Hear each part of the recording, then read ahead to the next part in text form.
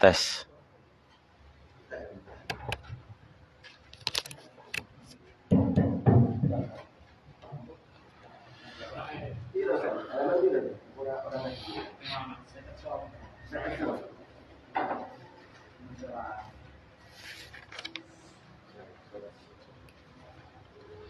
Bismillahirrahmanirrahim.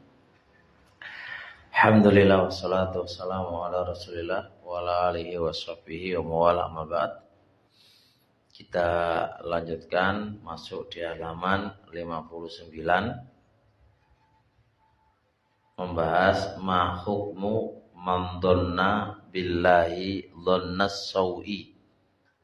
Ma hukmu, apa hukum man dhanna, orang yang menyangka billahi, kepada Allah, dhannas saw, prasangka jelek.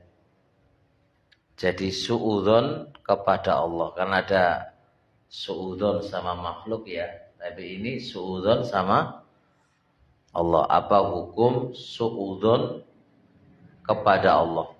Apa hukum suudzon kepada Allah? Ma hukmu, apa hukum man dhanna, orang yang menyangka billahi, kepada Allah, dhannas saw, prasangka jelek. Gampangane berprasangka jelek kepada Allah iku hukume piye? Jawabannya qad yakunu hadzal dhannu, bisa jadi prasangka jelek kepada Allah yusabbibu sahibahu kharijan minal millah, menyebabkan pelakunya itu keluar dari agama. Jadi berprasangka jelek kepada Allah itu bisa mengeluarkan pelakunya dari agama alias kafir. Kayak apa? Ka'ayyakuna dhannu, semisal ada prasangka ma yaqa'u fil ardi laisa muwafiqan liqadarihi, apa yang terjadi di muka bumi itu ada yang tidak cocok dengan takdirnya Allah. Prasangka ini hukumnya apa? Pelakunya kafir. Jadi dia menyangka bahwasanya ada kejadian yang ada di muka bumi itu tidak sesuai dengan takdirnya Allah. Enggak sesuai. Jadi terjadinya udan sekarang ini itu enggak sesuai dengan takdirnya Allah. Jadi Allah itu, takdirnya Allah itu enggak hujan. Tapi dibikin oleh jin hujan ya. Ini berarti berprasangka kepada Allah, prasangka jelek. Jelek kita kondi, mosok menang diri karo Allah. Paham nggih? Kayak contoh kayak ini. Labuan ora ana udan sale di pagere karo. Nah, itu bahaya itu. Kalau sampai dia mengatakan ada keadaan kejadian di muka bumi itu enggak sesuai dengan takdirnya Allah, itu bisa kafir. Jadi Allah nakdirkan turun ke Labuan cuma di pangkal ditolak. Jadi berarti kejadian itu enggak sesuai dengan takdirnya Allah. Wah, itu bahaya. Itu bisa syirik, Pak. Berarti mengalahkan Allah kan? Ya enggak? Jadi ada perbuatan manusia, kekuatan manusia bisa menolak takdirnya Allah. Bukankah kalau takdirnya Allah itu terjadi pasti akan bukankah kehendaknya Allah itu enggak ada yang bisa menghalangi Allah kan? Ini berarti ada yang bisa menghalangi Allah kan? Ini berarti ragu dengan kudronya Allah, wis kuwabe wis. Makanya pelakunya iso kafir. Audhanna, atau ada prasangka bi annallaha la yansuru rusulah, Allah tidak akan membela rasulnya, waladina, tidak akan membela agamanya, wala kitabah, dan tidak akan membela Al-Qur'an. Ini prasangka yang bisa menyebabkan kafir. Karena ini mendustakan Allah, Al-Qur'an. Allah mengatakan wa innallaha la yansuru rusula. Allah akan membela rasulnya. Loh, kalau antum mengatakan apa? Allah nggak bakal membela rasulnya. Berarti apa ini? Mendustakan Al-Qur'an. Ini kafir, Pak. Jadi kalau ada kata ada prasangka yang kayak gini ini prasangka kepada Allah yang menyebabkan pelakunya itu bisa kafir. Udah enggak? Terus. Waqad yakunu dhannu billah dhannas sawi yunafi kamilal iman. Bisa jadi ada prasangka kepada Allah, prasangka jelek, itu menafikan kesempurnaan iman saja. Berarti enggak menyebabkan mereka kafir, hanya menafikan, meniadakan kesempurnaan iman. Berarti imannya yang awali sempurna bisa menjadi enggak sempurna gara-gara apa? Dia berprasangka kepada Allah, prasangka yang tidak baik. Kayak apa itu? Kayyadunna, semisal dia menyangka annallaha, bahwasanya Allah yaf'alul asya'a, berbuat sesuatu la an hikmatin, tidak ada hikmahnya. Kalau dia menyangka Allah melakukan sesuatu itu enggak ada hikmahnya, enggak ada hikmah di balik itu, maka ini prasangka yang tidak benar untuk Allah, bersuudzon kepada Allah. Tapi prasangka ini nggak bisa menyebabkan dia kafir, tapi hanya mengurangi kesempurnaan imannya. Paham ya? Mengurangi kesempurnaan imannya.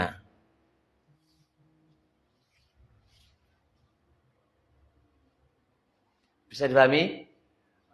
Nah.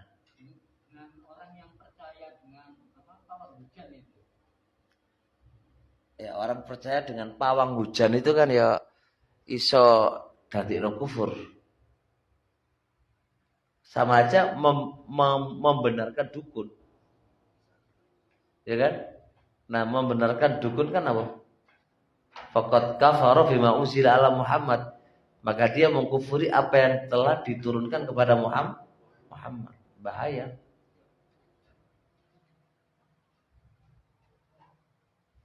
Bahaya. Terkadang di lingkungan kita itu ketika ada musibah itu bisa begini, tidak ada hujannya atau tidak ada sesajennya, seperti itu. Meskipun itu sebatas guyonan. Bahaya itu. Memahami sesajen itu berarti yang mengusir bahaya. Iso kafir, iso ora kafir. Kalau dia memahami sesajen itu hanya sekedar sebab pengusiran apa itu?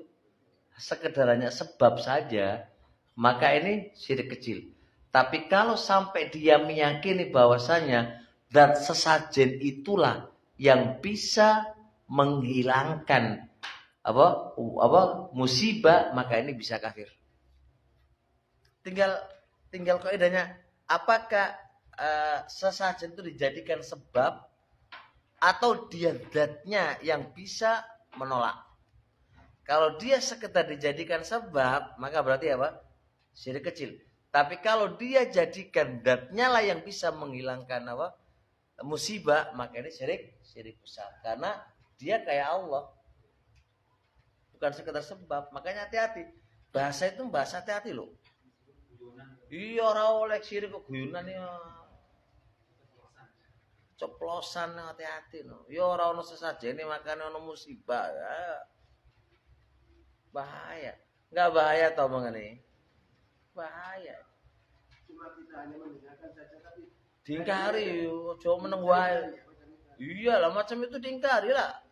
Jangan masuk ke hati. Bahaya. sebab banyak orang-orang macam itu. Iya, sampaikan. Kalau enggak ya astagfirullah.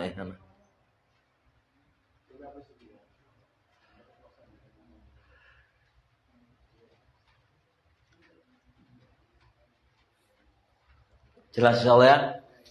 Jadi ingat Pak, jangan sampai kita memahami perbuatan Allah itu nggak ada hikmahnya. Perbuatan Allah itu pasti ada hikmah di balik itu. Kita ditakdirkan oleh Allah kiri, ono hikmahnya.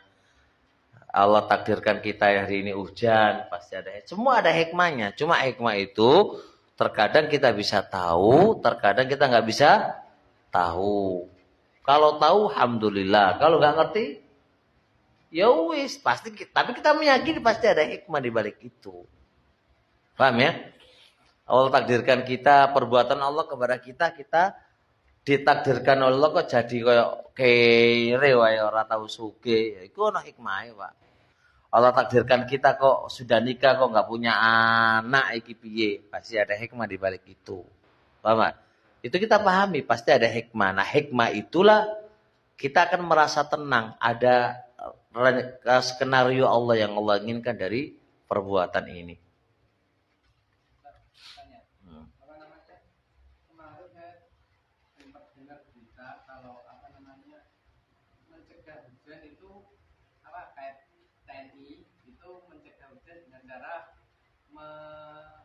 Menurunkan 22 ton garam. Nah ini kok ribet berarti. Kan biar mencegah hujan lebat lah. Dia menebarkan 22 ton. Ya ora apa-apa, itu kan sebab. Sebab tapi kan nyata, ya kan? Kayak biar nggak lebat gitu kan. Tetap andai kata dengan itu terus kemudian jadi nggak lebat, ya itu ketentuannya Allah jelas. Ya itu kan sekedarannya ilmu fisika aja membuat itu biar tidak lebat gitu aja toh. Ya, ilmu fisika bukan untuk menangkal, tapi apa? Hah? Apa?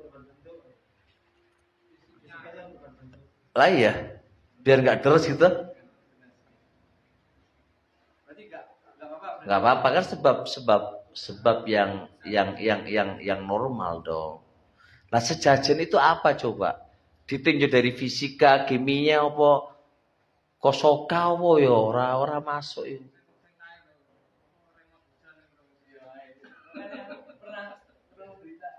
Apa ono yang tujuan?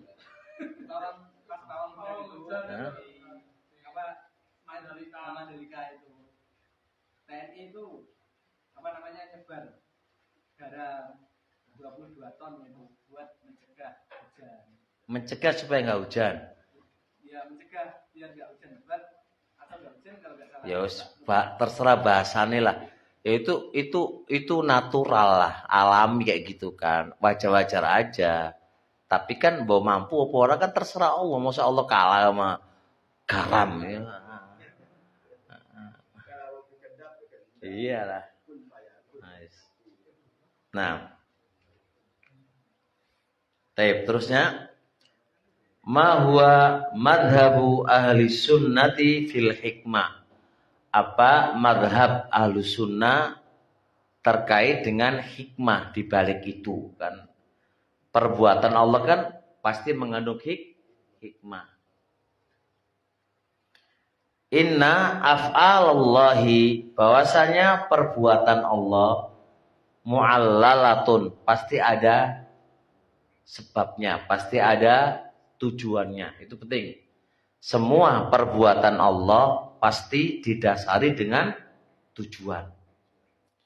Wa kullu fi'lin yaf'aluhallahu, seluruh perbuatan yang Allah lakukan falahu illatun min ajliyah, pasti ada tujuan kenapa Allah melakukannya. Wa hadhil illah, sebab itu artinya hikmatu, hikmahnya. Pasti ada hikmah, pasti ada tujuan, pasti ada landasan. Fa inna af'alallah, maka sesungguhnya perbuatan Allah manutotun bil ilali, tergantung dengan ilah, sebab. Ini pahami teman-teman semuanya insyaallah. Jadi perbuatan Allah itu pasti ada tujuan, pasti ada hikmah di balik itu. Ima kita tahu, wa ima kita tahu. Paham kan? Karena apa coba? Perhatikan. Teman-teman semuanya, ini bermuara kalau perbuatan Allah itu pasti mengandung hikmah, berarti seluruh perbuatan Allah itu pasti baik, Pak. Gak ada jelek. Karena pasti ada mengandung hikmah. Walaupun kita rasakan itu adalah jelek. Tapi bagi Allah tidak. Paham ya? Baik. Untuk memahami dasar tadi, Pak, bahwasanya seluruh perbuatan Allah itu baik yang kita rasakan manis atau kita rasakan pahit, itu pasti ada sebab yang mendasari Allah, pasti ada hikmah di belakang itu, dan hikmah itu pasti baik untuk kita, pasti, gak mungkin tidak. Cuma kadang-kadang kita itu paham dan kadang-kadang kita gak paham. Saya ambil beberapa contoh dari nama Allah, Pak. Nama Allah Al-Hakim, Maha Bijaksana. Berarti Allah memiliki sifat apa? Bijaksana. Apa arti bijaksana? Meletakkan sesuatu itu pada tempatnya. Berarti perbuatan Allah Subhanahu wa taala pasti sesuai dengan kebijakannya, sesuai pada tempatnya. Kalau andai kata perbuatan Allah nggak sesuai dengan tempatnya, berarti Allah zalim. Jelas? Hari ini setelah ngaji, Pak, sepeda motor kita hilang. Nangis apa? Nah, berarti kan kita paham ini. Apa itu? Di balik adanya kejadian ini, Allah punya skenario, Allah punya tujuan. Dan tujuannya Allah pasti baik untuk kita. Gak mungkin tidak. Kenapa? Karena Allah itu meletakkan sesuatu pada tempatnya. Tempatnya hari ini sepeda motor kita hilang. Gak mungkin Allah menzalimi hamba. Masa Allah menzalimi hamba? Enggak. Kedua, ambil nama Allah itu Ar-Rahim, kasih sayang. Tarik. Berarti hilangnya sepeda motor itu bentuk kasih sayangnya Allah ke kita. Masa hilang sepeda motor kok kasih sayang kita? Gimana sih Ustaz? Gampang jawabannya. Misal contoh, Anda punya istri. Istri Anda terkena penyakit diabetes. Lalu Anda konsul dengan dokter. Lalu dokter menetapkan harus dipotong kakinya yang terkena diabetes tadi. Otomatis suami menandatangani. Setelah sembuh, setelah sadar, si istri nyari-nyari mana kakiku gitu kan. Lalu dia mengatakan, saya mas kok puas, seneng banget, saya nggak punya kaki. Yo kamu mau kawin lagi ngono-ngono gitu kan. Wes deyel senani di seterusnya. Padahal perbuatan suami merestui, meridhoi, menandatangani itu apa? Bukan karena pengen mencelakakan si istri, tapi bentuk kasih sayang. Walaupun pihak istri kurang apa? Kurang ridho, kurang sepakat. Tapi perbuatan perestuan dan penandatangannya suami itu kan karena apa? Kasih. Sama aja kasusnya, sepeda motormu hilang, diasisi oleh Allah. Allah yang melakukan itu karena apa? Bentuk karena apakah dokter memutus tangan kakimu itu karena benci sama kamu? Enggak. Berharap Anda bisa lebih, waktunya ada kehidupan bagi Anda kan. Ya enggak? Berarti kan bukan apa? Tujuan si dokter dengan si pasien tidak berjalan kan, kecuali kalau pasiennya sadar baru oh iya ya nggak ada masalah. Kok jeneng-jenengan sepeda motor hilang sadar orang masalah kan. Nah ono sing pasien orang sadar nangis soalnya kakinya hilang kan, ya itu dokter tidaklah berbuat itu kecuali kebaikan kamu. Nah, dokter aja koyo ngono, Pak. Suamimu koyo ngono, upane Allah Subhanahu wa taala. Jadi bentuk apapun yang Allah takdirkan kepada kita, semua adalah bentuk kasih sayangnya Allah. Enggak ada, Pak, Allah tuh benci sama kita, enggak ada. Apapun yang Allah takdirkan kepada kita. Cuma kadang-kadang kita sadar kayak ngono pasien. Contoh kedua, jangan sekarang punya anak kecil, Pak. Ini hari hujan. Si anak kecil pengen beli es. Dilarang sama orang tua. Nangis gak, Pak? Nangis. Perasaannya anak itu baik bagi anak. Tapi dilarang oleh pelarangan orang tua kepada anak. Apakah karena orang tua benci sama anak? Kenapa, Pak? Kasih sayang. Kasih dilarang, Pak. Ojo nanti lara awakmu. Begitu pula apa yang Allah lakukan kepada kita, belum mesti kita itu puas kan dengan perbuatan Allah tadi, ya enggak? Kayak anak kecil kan tadi, meronta-meronta, ngamuk-ngamuk kan. Padahal dilarangnya itu baik untuk anak kan. Tapi anak kan enggak tahu, Pak, enggak sadar kan. Sama aja dengan kita yang sudah ngaji ini, kadang-kadang enggak sadar itu baik untuk kita. Paham ya? Makanya kalau jenengan ditakdir Allah gurung duwe anak, ora sik poligami sik lah. Poligami wae. Sabar sih. Itu baik untuk Anda. Kok poligami wae? Enak atau poligami karepe? Ora sabar. Itu ujian. Di balik itu ada tujuannya Allah, gitu loh. Oh, cukup kawin wae. Wes. Paham rayu? Ambil nama Allah lagi. Rabbun. Apa arti Rabbun? Rob.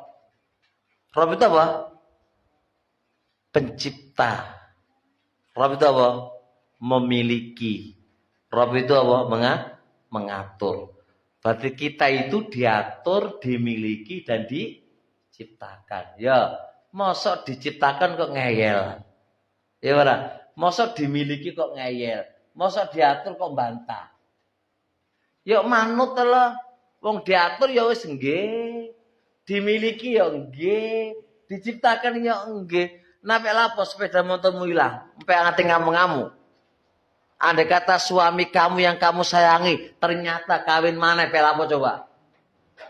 Hah? Suamimu itu duduk milikmu, miliknya Allah, dimiliki oleh Allah, diatur oleh Allah. Ternyata Allah takdirkan suami kamu nikah lagi, pelapo coba? Hah? Pe nangis? Ya nangis so. Minta cerai itu bukan solusi. Ya nrimo, ya seneng wae ora apa-apa. Iya, ya manjene bojoku itu dutekku kan. Maka pinter kayak tukang parkir lho enak. Ya enggak? Tukang parkir lho Masya Allah. Sepedai wakeh, titipan kan Pak ya. Dia ngerti kalau dia hanya tugasnya dititipin. Yang ada dalam diri kita Pak titipan kabeh lho Pak. Dewek ya titipan, bojone dewek. Suami dewek ya titipan, ya terserah sing pemiliknya lah. Mau dijaluk oleh pemiliknya kon kawin mana ya wis piye maneh. Iya enggak? Andai kata terjadi aku ora ngongkon suami sampean Bu Ibu. Cuma ini kan membahas situasi yang Allah inginkan, kita kan enggak tahu. Supaya ibu itu lebih sadar dan lebih kuat kalau andai kata skenario-nya Allah itu berjalan kayak gitu gitu loh. Itu suami kita bukan milik kita, ibu-ibu, miliknya Allah. Terserah Allah yang atur Allah. Hari ini pun setelah pergi, setelah kajian, Pak. Ternyata hujan-hujan, mari ngono mobil nabrak dewek mati. Pelapo coba. Kita nggak berharap, semua berharap. Tapi kalau Allah menginginkan begitu gimana coba? Ya wis urusan mari, Pak. Milik Allah. Nah, pahami seluruh perbuatan Allah itu mengandung hikmah. Ono hikmah di balik itu ono. Maka nih orang yang mukmin itu kalau memahami ada hikmah, gak bakal stres, gak bakal bunuhlah aku, mendingan kamu bunuh aku daripada kamu kayak gitu. Itu gak akan ada begitu. Selalu dalam hidupnya tuh tenang, suweneng, gak punya duit ya seneng, ya kan? Ya kan? Gak punya belanja ya suweneng, ya kan? Loro ya suweneng, loh seneng wae uripe ora ono stres. Maka nih suami-suami jenengan cepet mati saling mikiri sampean. Iya. Jadi wong mukmin tuh seluai makanya kelihatan sodok tua-tua gini. Kakek mikir gue. Lah gue langsung nom gue Pak gitu. Langsung nom. Ya sebagai seluai lah urip iku. Seluai ya. Seluai. Makanya saya pernah baca tulisan Ibnu Qayyim menuliskan dari ulama lah. Sebenarnya kesehatan itu ada 3. 75% itu adalah kesehatan itu terletak di kesedihan kamu dan pikiran kamu. Jadi pikiran kamu yang mempengaruhi kamu sendiri. Anda pengen sehat, kamu. Yang kedua dari makanan, Pak. Makanan itu sama istirahat itu hanya 25%. 75% itu di mana? Di pikiran. Pola makan, istirahat itu mek 25%, Pak. Berarti 20% bagi 2 berapa? 25 bagi 2. Iya. Jadi dominannya itu pikiran. Wis to seluai, wis. Apapun yang Allah takdirkan ke kita, itu ada hikmah di balik itu. Ono hikmah, Pak. Ada alasan. Dan ingat loh, kalau kita membaca Allah itu Rahim, Pak. Allah itu luwih sayang ke kita daripada kita ke kita. Nama Allah Al-Alim. Allah itu ngerti tentang kemaslahatan kita daripada kita ke kita. Allah itu paham kemaslahatan kita itu paham, Pak. Dan mana yang terbaik untuk kita itu Allah paham. Gitu loh.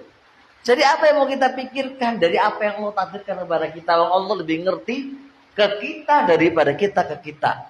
Ya wis terima wae. Jalan aja, Pak. Aman?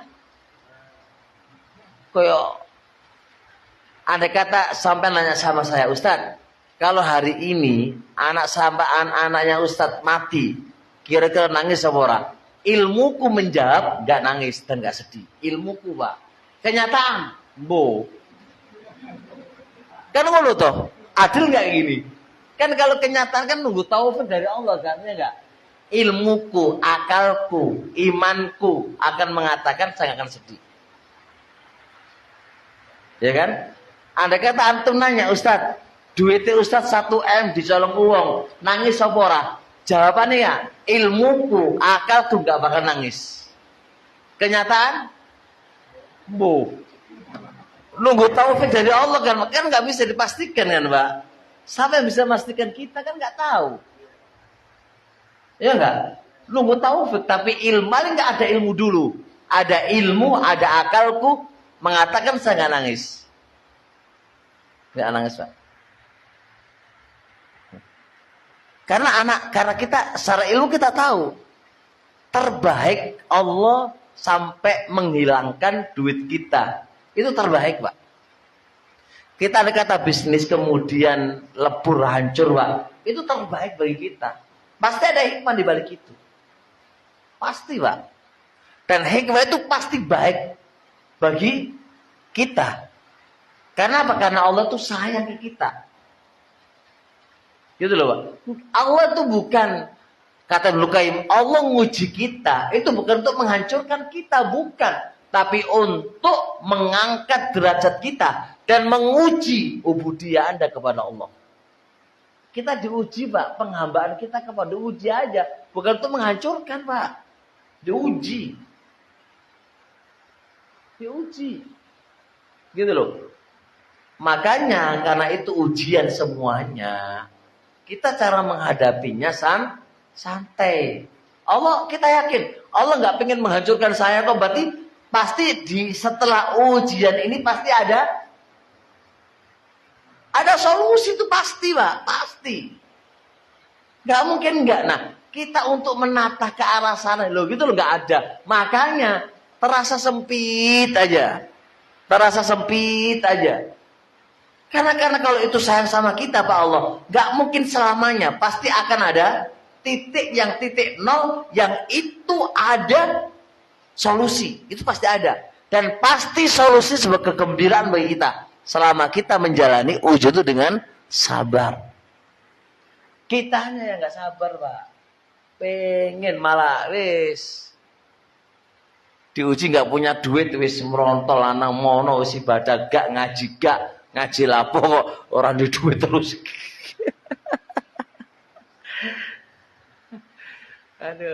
aduh urip kayak gini aja mati lahir ini. Masya Allah Pak. Nggih, monggo.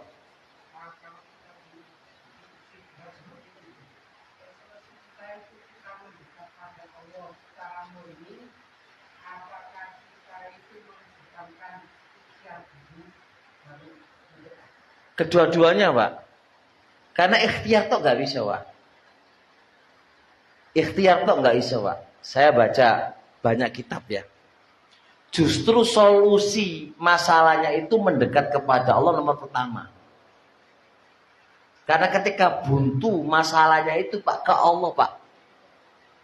Gak bakal Allah itu menyepelekan kita, gak bakal. Kita belum ada solusi. Soalnya kita nggak percaya sama Allah aja. Terus terang loh Pak, kita ini kepada Allah, sandaran kepada Allah itu kurang.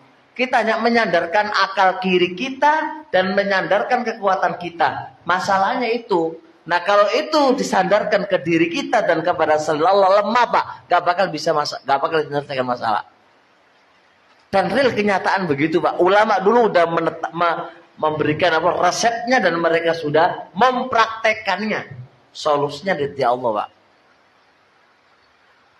Tenan nih guys.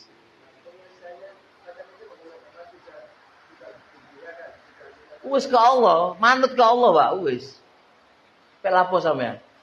Wis karepe ya Allah, aku sudah usaha, iki ya Allah, terserah Allah mau gimana ya terserah Allah. Tak melaku sesuai dengan Allah. Karepe Allah dan pasti terbaik bagi Allah.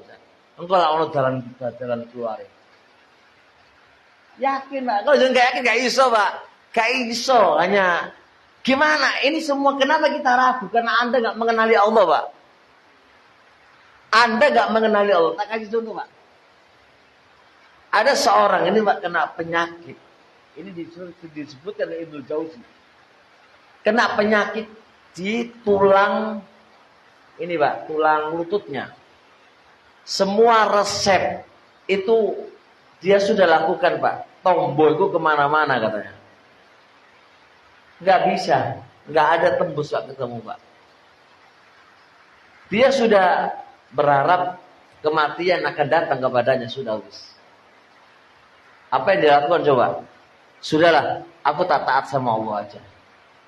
Sodako atau apa? Waras Pak. Waras. Di Saudi ada beberapa kisah ditulis oleh kitab itu. Dokter mau vonis kita mati. Dia bilang enggak. Yang membuat mati hidup bukan dokter tapi Allah. Dia gencar aja ibadah sama Allah Pak. Allah. Kemudian Allah bersedekah banyak. Waras penyakitnya waras Pak. Tanpa berobat sama ke Allah Pak. Doa itu, kata Ibnu Qayyim, melebihi obat kimia dan obat herbal Pak. Doa itu melebihi ya obat itu, doa untuk penyakit dia itu melebihi ya Pak. Herbal dan melebihi kimia. Cuma kita nggak yakin dengan doa kita, itu masalahnya aja. Itu masalahnya. Terus dipraktekkan kok.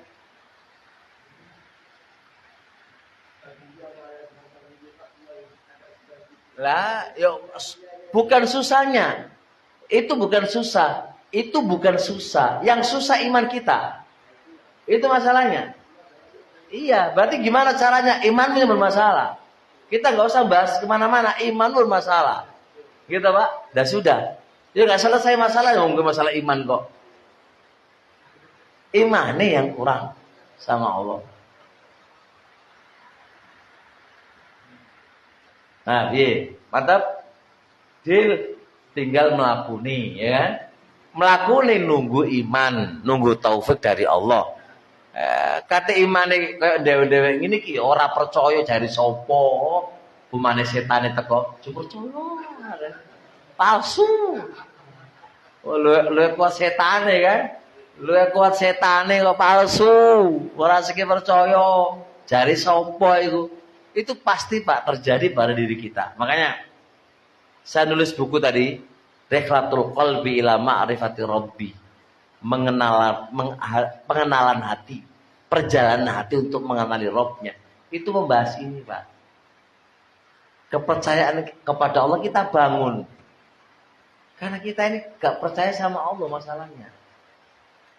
Kita tuh kurang mengenali Allah Pak. Karena kurang mengenali Allah, ya tadi ini kayak ini. Sampai nulis buku saya Pak. Saya kasih Rekhlatul Qalbi ila Ma'rifati Rabbi. Itu tulisan nukilan dari Ibnu Qayyim, Ibnu Rajab, semuanya itu. Tapi penulisnya guru mesti iso seperti yang ditulis. Bahkan saya nulis itu Pak. Bengirin aku nulis itu Pak.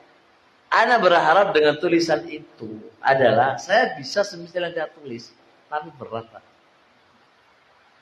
Model kayak aku ini ya berat. Gurung dadi wali Pak. Dadi wali gisi aku nggak iso ngono kowe. Berat tak berat. Itu jadi gurung wali makanya kayak gini kan.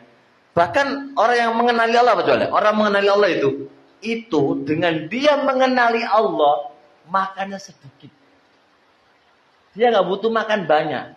Kekuatan itu bukan dari apa? Dari vitamin apa jenenge?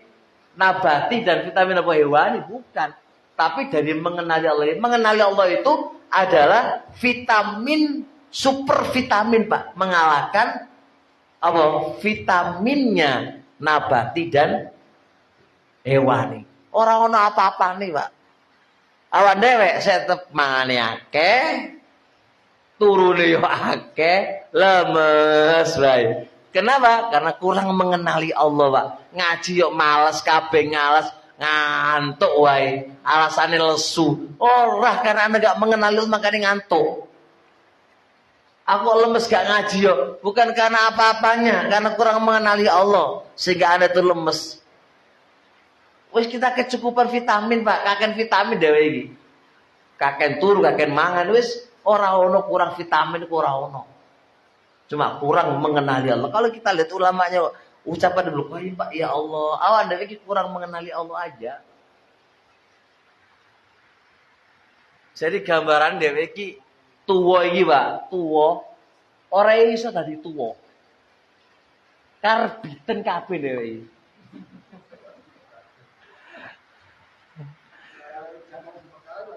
Lah iya, karbitan kabeh dhewe iki.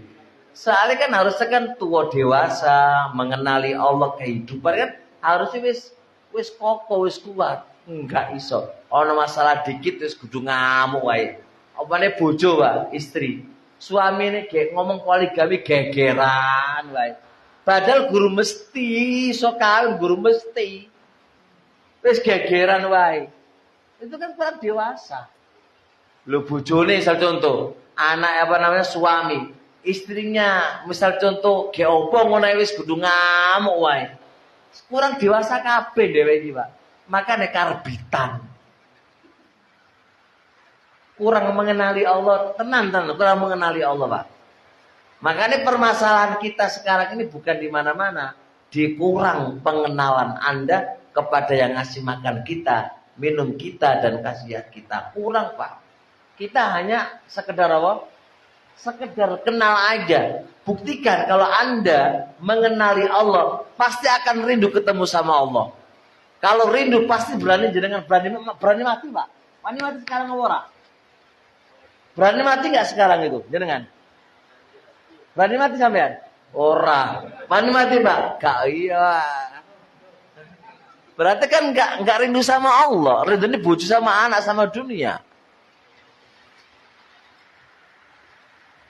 Gitu loh, Pak. Kalau jenengan tanya saya, terkadang aku pengen mati, Pak. Terkadang, Pak.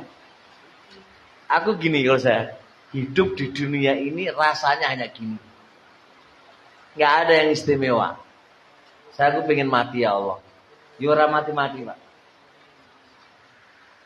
Kadang-kadang begitu. Itu pas lagi naik gimana, Pak? Lagi gak yo ora pikiran ngono, ora pikiran ngono. Kadang-kadang wis yo belajar yo rasane ngene urip ku yo ngene. Bukan karena kena musibah, Pak, beda. Orang pengen mati karena musibah itu berarti tercela. Anda nggak ridho dengan takdir Allah. Ini bukan karena itu, Pak. Kita nggak ada musibah, nggak ada apa. Cuma karena kehidupan dunia lo ngene wae. Kita itu pengen kehidupan yang abadi. Dan itu ada di kematian. Coba jenengan mati lah wena, Pak.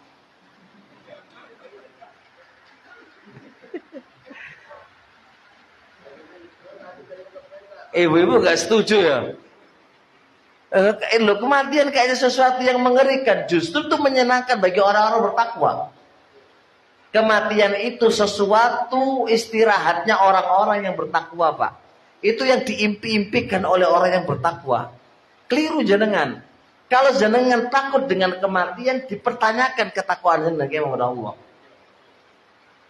Lu kok jadi gini kita malah? Takut mati terus gimana? Dan tidaklah itu kecuali apa? Kita sudah kena penyakit apa? Cinta dunia dan takut mati. Itu dua konsep, Pak. Kalau jenengan takut mati pasti cinta. Itu udah otomatis. Dan sekarang ini kita kena ini, Pak. Pengen lihat anak, pengen lihat istri, pengen mangan enak. Itu dunia kabeh, makanya takut mati. Wes, buat mati.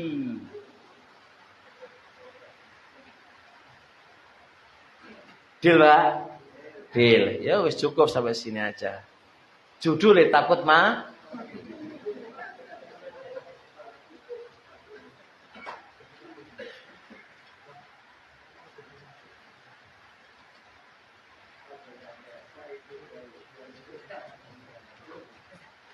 Ada payung kah? Tak pinjam dulu, Pak.